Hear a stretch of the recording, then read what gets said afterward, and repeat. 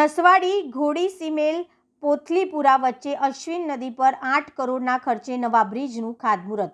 નસવાડી તાલુકાના ઘોડી સિમેલ અને પોથલીપુરા ગામ વચ્ચે અશ્વિન નદી પર આઝાદી બાદ પ્રથમ વખત અંદાજે 8 કરોડ રૂપિયાના ખર્ચે નવા બ્રિજના નિર્માણનું ખાતમુહૂર્ત સંખેડા વિધાનસભાના ધારાસભ્ય અભયસિંહ તડવીના હસ્તે કરવામાં આવ્યું હતું। આ પ્રસંગે ગામના લોકોએ ધારાસભ્યનું ઘોડા પર બેસાડી ભવ્ય સ્વાગત કર્યું હતું। પ્રાપ્ત માહિતી અનુસાર ચોમાસા દરમિયાન અશ્વિન નદી ભારે વહેતી હોવાથી બંને ગામોના લોકોને વર્ષોથી આવન જવનમાં મોટી મુશ્કેલી પડતી હતી। આ સમસ્યા અંગે સ્થાનિક ગ્રામજનોએ વારંવાર રજૂઆત કરતા ધારાસભ્ય અભયસિંહ તડવીએ સરકાર સમક્ષ પુલ નિર્માણ માટે દરખાસ્ત મૂકી હતી, જેના પરિણામે સરકાર દ્વારા અંદાજે 8 કરોડ રૂપિયાની મંજૂરી આપવામાં આવી હતી। આ બ્રિજના નિર્માણનું કામ ડી.એમ. પટેલ એજન્સીને સોંપવામાં આવ્યું છે, જેના અનુસંધાને તારીખ 6 ફેબ્રુઆરી 2026ના રોજ ખાતમુહૂર્ત વિધિ સંપન્ન કરવામાં આવી હતી। વર્ષોથી ચાલતી સમસ્યાનું કાયમી સમાધાન થવાના સમાચારથી ગામોમાં ખુશી અને ઉત્સાહનો માહોલ છવાઈ ગયો હતો।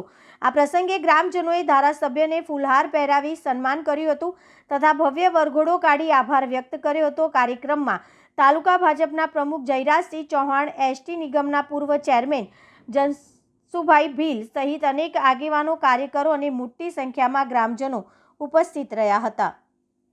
આજે પોથલીપુરા ગામે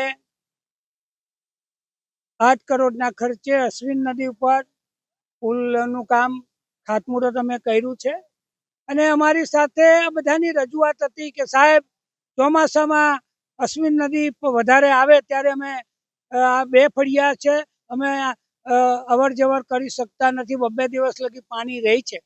તો આનું નિવારણ માટે મેં માનનીય મુખ્યમંત્રી સાહેબને, અમારા જિલ્લા ભાજપ પ્રમુખ, અમારા તાલુકાના પ્રમુખ ભાજપ જયરાજસિંહભાઈ, જિલ્લા પંચાયતના સભ્યો, આગેવાનો સાથે કરતા અમે આ પુલ આજે મંજૂર થયો છે અને આ ખાતમુહૂર્તમાં આજે અમે બધા જ જયરાજસિંહભાઈ, જસુભાઈ, નારાયણ કાકા, અમારા નગીનભાઈ, દલસિંહભાઈ, બધા જ આગેવાનો, કનુભાઈ અહીંયા બધા જોડાયા છે અને રંગે ચંગે અહીંયા ખાતમુહૂર્ત કર્યું છે અને રંગે ચંગે પુલ બનશે ત્યારે પછી અમે લોકાર્પણ રંગે ચંગે કરવાના। ઘોડા પર બેસાડીને મને આજે પાછા લાવ્યા, નચાવતા નચાવતા 1 કિલોમીટર સુધી આ પ્રજાનો આનંદ આજે ખૂબ મને લાગ્યો છે। ગરીબ પ્રજા છે પણ એના દિલમાં જે જગ્યા છે કે આ સરકારે કામ કર્યું અને આ ધારાસભ્યએ કામ કર્યું એટલે બધાના દિલમાં છે કે મને આ ન્યાય મળ્યો છે। આ ન્યાય આપવાનું કામ આ ભાજપની સરકારે કર્યું છે, એથી વિશેષ આનંદ ગામની અંદર આજે મને દેખાયો છે।